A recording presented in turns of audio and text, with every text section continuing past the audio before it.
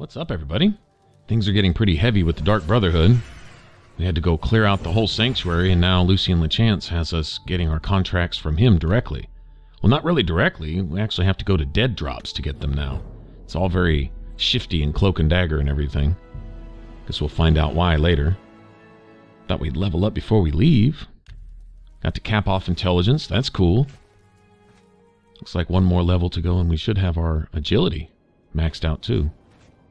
That works for me. That's all of our, pretty much all of our resource attributes. Willpower, magicka, health, poise, if that's what you want to call it, with agility. The more agility you have, the harder you are to knock back or stagger or whatever. Very good. And before we do anything else, I want to go get my horse. We were gifted Shadowmere, and I forgot when we left last time. I mean, this really is the coolest mount in the game. In Skyrim, too. What it is, the Dark Brotherhood may come and go. They may kill each other off by the dozens and drive each other into extinction, but Shadowmere stays the same.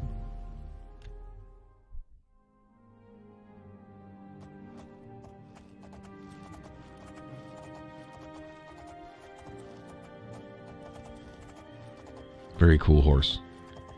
We discovered this place when we went looking for dark fishers, so I knew I had to come back here for something. I just forgot exactly what. Our first dead drop. And let's see. Go to Leaf Rot Cave and kill a necromancer who's begun the process of transforming himself into a lich. Alright then. Well, we wouldn't want that. So I guess we're going to go put a stop to whatever that is. Yeah, you're not going to become a lich on our watch. Not while we have anything to say about it. I'm almost tempted to go over to... I wish I had a bunch of grand soul gems. We'd go make a bunch of black soul gems right now. Okay. It is out in the middle of nowhere. And I mean literally. That is about as close as we're going to get, isn't it? That's cool. I have my new trusty mount, though. So we ought to be able to get there in no time.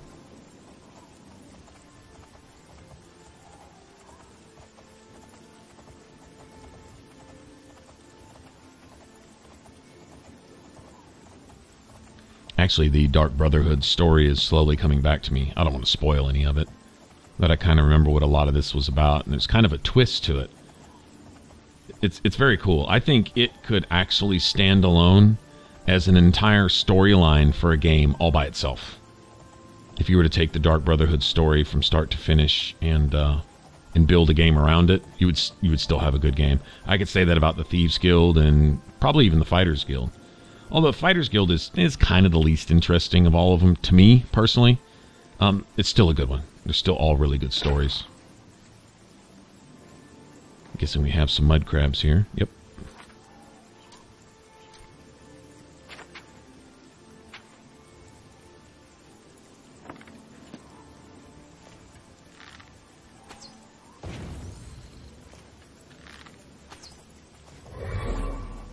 Almost a one-shot. Would definitely be a one-shot on lower difficulties. Most definitely.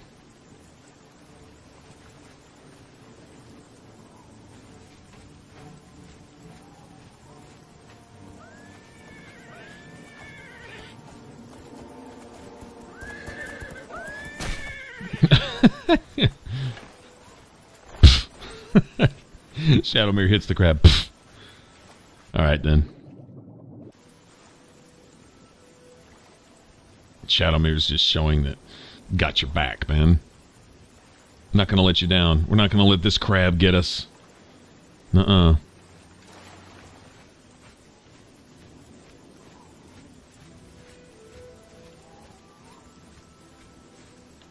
thing is we'll get to discover a few more locations along the way. Not just stuff that we'll need to come back and visit for other quests, but maybe just places we want to just explore, just because, for loot, you know? For the sake of the playthrough in our story here, I'm pretty much sticking to story stuff. We've done a little exploring, and I would do more. Honestly, I'd say if we were streaming or something, there would be probably a bit more of that. Just going back and forth, but I have no idea what's attacking me here. It's like, hello? Anybody? Okay, well, whatever it is. Old Fluffy took care of him.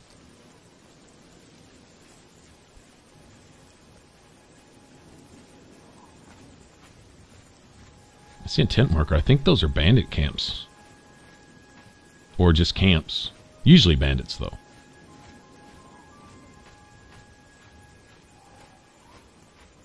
Well, whatever it is, if they're hostile, we'll deal with them and get their stuff.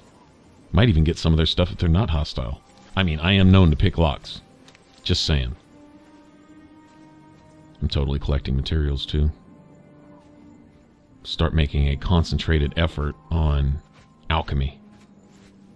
Our intelligence is capped off. There's no such thing as wasting points anymore with that, so I could make 500 potions and get it to 100 the next level, and it would make no difference. Well, it'd make a huge difference is having that that capped off. That is one skill that, even if it doesn't benefit our attributes any, would still be a lot of help. Make some master level potions. I was thinking the kind that damage agility, damage health, obviously, and maybe even silence. I'll take that. That's what I'm talking about. There's some mithril stuff, too. Strongly considered maybe switching to a set of that. Just because.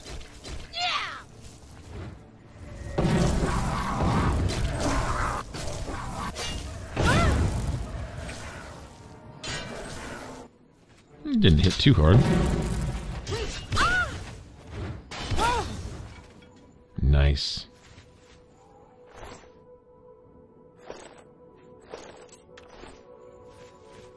Well, I used to fear people coming at me with a warhammer or a battle axe. Yes, sir.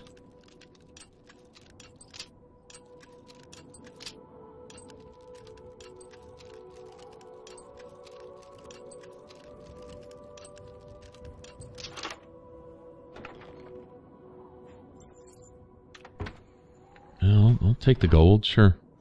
Yeah, I'll take all that too. Good. Honestly, I'd rather have alchemy ingredients. Speaking of that, there we go. Nice. Yeah, give me all that.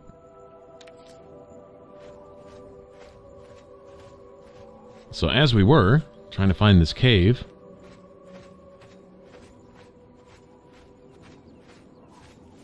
look at this, just the wooded mountains and the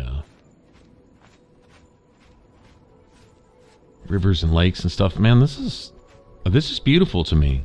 Like I say, it may not be rendered. Okay, so it's not 1080 HD, blah, blah, blah. But, I mean, it's really beautifully designed. I feel like I'm just out in the wild. Just, you know, that's the thing. If the game puts you there, I don't know. This is a case right here where yeah, graphics are important, and they did the best with what they had here. But I'm still pretty impressed with the random stuff, like, you know, the grass, the clumps of grass, and random just rocks. Not every tree looks identical, right? It's not all cut and paste trees. Like, you have some variety here. It looks natural. Some moss hanging from the leaves and stuff. I really dig this. I really do.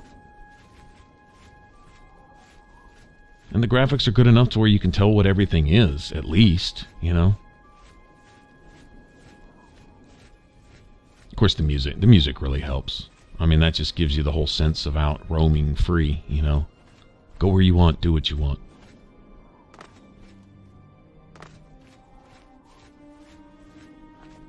With the deer prancing around and stuff. Oh, okay. I know, Skyrim had a lot of that, you know, all the animals running around and stuff. Oh, Wendelbeck. Ooh, this place. That brings back bad memories for some reason. There must be something particularly nasty about this ruin right here. Big surprises, probably ogres and trolls and stuff. Speaking of trolls, the sounds they make, they're awesome.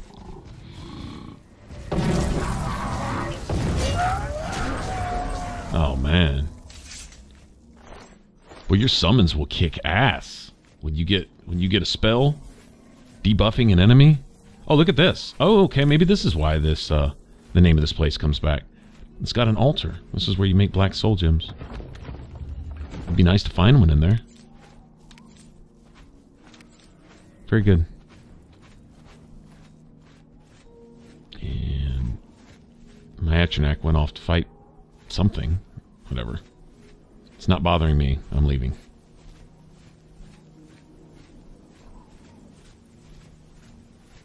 The weather changes and stuff. Man, when this game came out, I mean, who was doing this right here? This was like, considering what they had to work with at the time, this was some shit of epic proportions. I'm gonna guess Morrowind was too, really. There wasn't anybody doing this. This was the winning formula. This is the formula that never needed to be changed. Copy the same outline. Copy the same recipe. You can change some of the ingredients, some I guess, but copy. Oh, the same basics. Oh man, like I said, same formula. You got something that really, really works here for the RPG fan. This gives the player the option to, like, the game is your dungeon master, right? And it's presenting to you the world, and it's for you to make your decisions and explore it, whichever way you want to go. Dungeon master can't tell you to go east or west first, right? You go east, you go west, whatever. All they can really do is just show you what's there and let you deal with it, however you want to deal with it. And that was the magic and the beauty of this.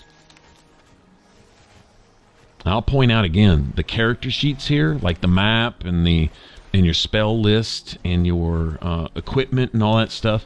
It even sounds like you're flipping pages when you go. That shit wasn't by accident.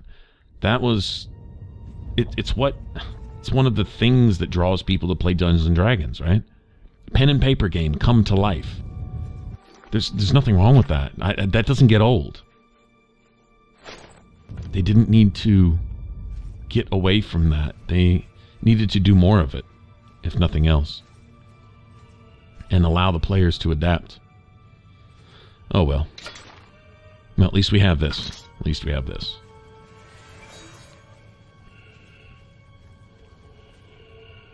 And got here. Oh, he's one of the ones with the sword. They will come up and get on your ass with that sword too, while they're yelling at you, yelling and screaming at you. Rawr, rawr.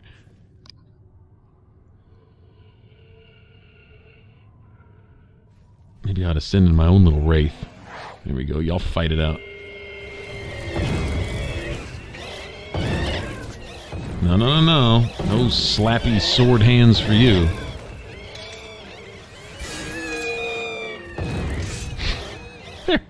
They're cursing the shit out of each other, too.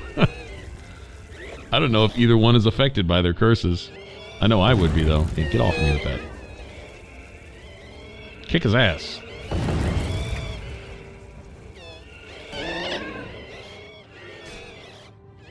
Oh, there you go. Oh, I thought my wraith had him, man.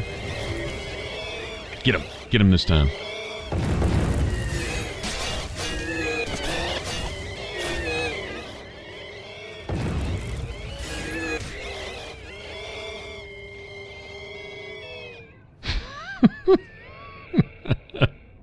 Awesome. Epic wraith fight.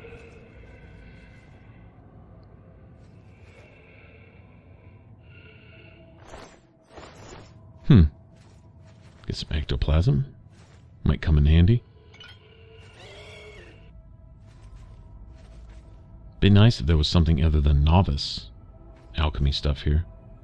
Fundamentals of alchemy.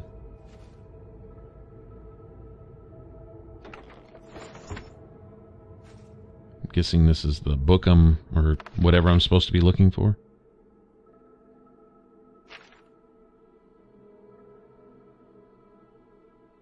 I will sit with honor and obedience at his right hand while the mages of the guild grovel at my maggot-ridden feet. Okay, that's just, yeah, kind of disgusting.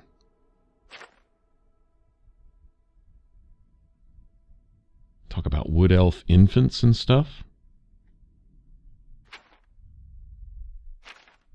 Well, no wonder the necromancers are hated. Well, it's not a bad thing we're here for, then, killing this thing. Well, whether this is the guy that wrote this book or he's just using it as whatever, I'm just going to assume he's been practicing all these practices to do whatever he's trying to do. But he uses a magic hourglass that he keeps his essence in, and if you steal that, then it would apparently just outright kill him. So a Lich is damn near invincible, unless you find where they've got whatever they've got their life essence invested in, and if you can take that or destroy it or part them with it, then it should kill him outright. Whereas I'm guessing just a toe-to-toe battle would be of epic proportions.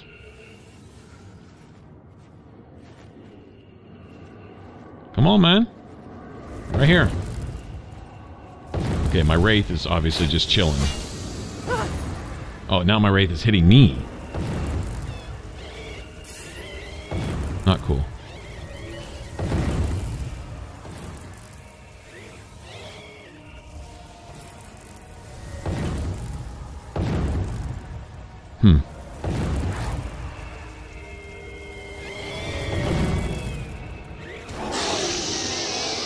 Get him.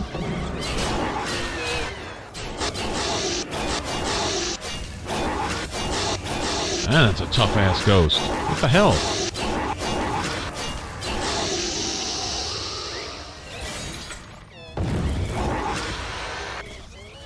Guessing my sword was out of charge or something.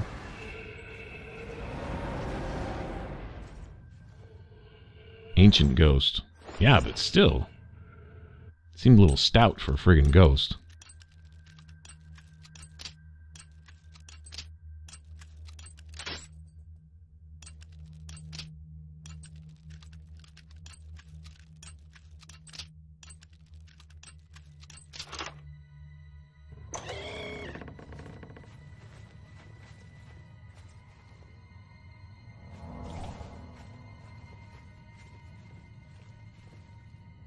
Not sure where we want to go first.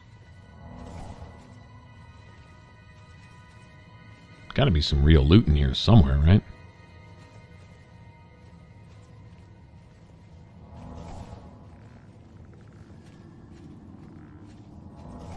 Well, I hear a skeleton, probably of the hero or champion variety.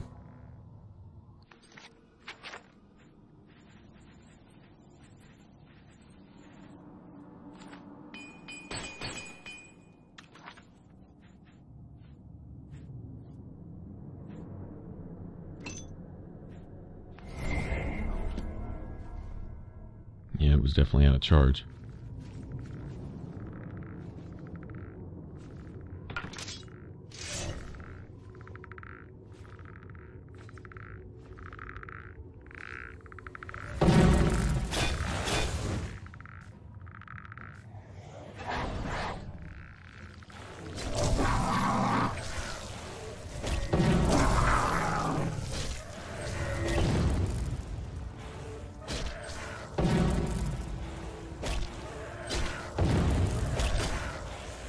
Yeah, I'm convinced the best purpose for casted spells are just a debuff to keep them weak to whatever you're attacking them with over a period of time.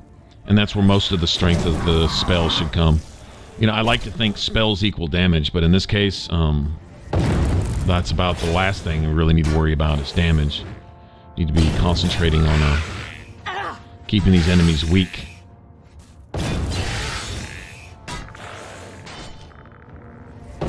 The sword in and of itself, not so much.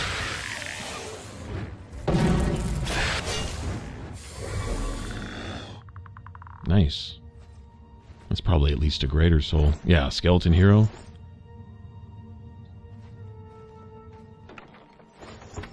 And 50 gold. Okay. Actually, I think 50 is considered a decent amount for a simple chest. Not so bad.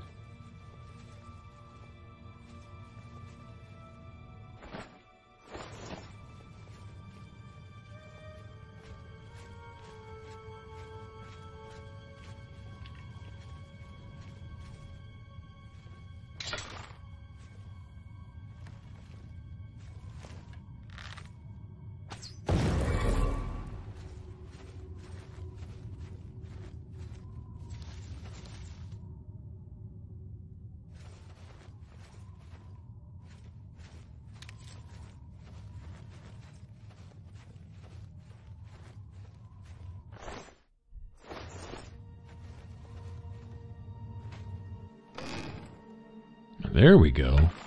That's what I'm talking about. Start seeing those thousands pop up.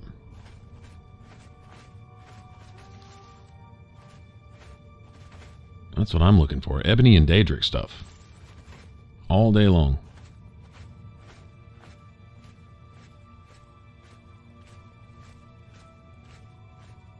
I may have to switch to a Daedric bow because they are pretty cool.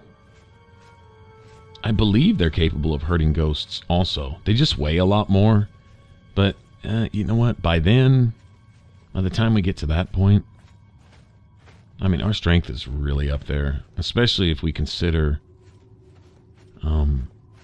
equipment weight. Although, I believe when you reach a certain point, and I think this works with light armor and heavy armor. It's not really even an issue with light armor, but I believe, when you get to 50 or 75, I think it's 75, essentially your armor weighs nothing, as long as you're wearing it. I mean, if you're just running around with a bunch of, you know, armor pieces to sell, they have weight, but what you're wearing, I believe, becomes weightless.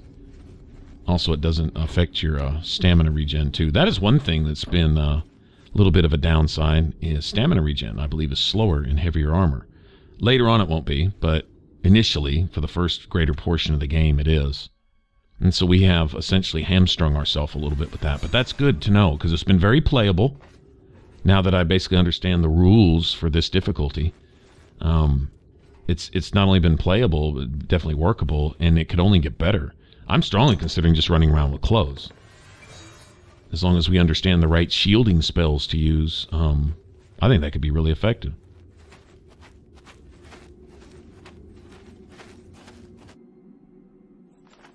There we go. Ah! Oh, that was easy. Ah! That shouldn't be funny. I kind of want to run around the game in Necromancer's robes, or else those luxurious clothes, kind of like the set that you get from the Dark Brotherhood. Something like that isn't bad either. Glass shorts. I remember I used to really like those. I thought they were like right in between a dagger and a sword, which they basically are. Still pretty low stamina cost. They're not all that heavy. Daedric short swords looked really cool too. They really did. I remember spending all day looking through chests in areas where I knew you could find them just to get one. They were pretty rare too. Daedric swords don't just drop from everybody. Usually the best bet is to go find somebody you know that carries around a short sword and steal theirs. just level up until Daedric stuff starts popping up and then try to catch them with one on them. Although they might still get stuck with an ebony one, which isn't bad either. But the Daedric ones just looked really cool. It's essentially a big dagger.